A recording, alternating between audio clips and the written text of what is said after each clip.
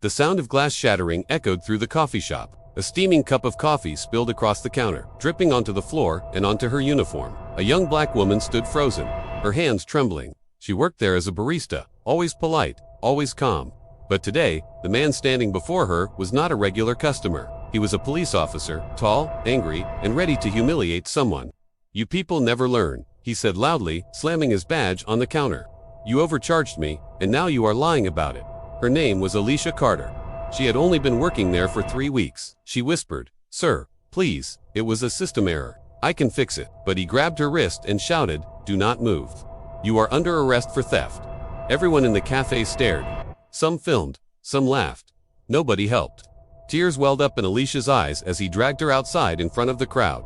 Within hours, the video went viral. A poor black woman being arrested by an officer over $3. That night, at the police station, the officer sat proudly filling out his report when the door opened. A man in a black suit walked in, his presence quiet but commanding. The entire room fell silent. He placed an identification badge on the table.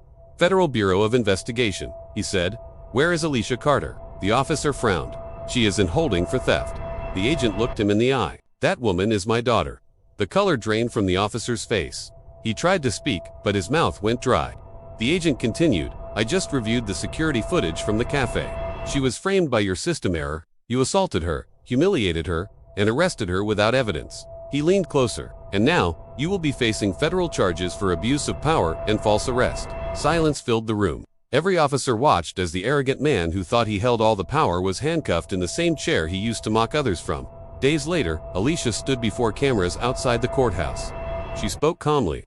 "I did not fight him back because I believed in justice, and today, justice proved it can still see color and choose what is right." The clip broke the internet, not because of revenge, but because of grace. Because sometimes the loudest victory is silence, when the truth finally walks into the room.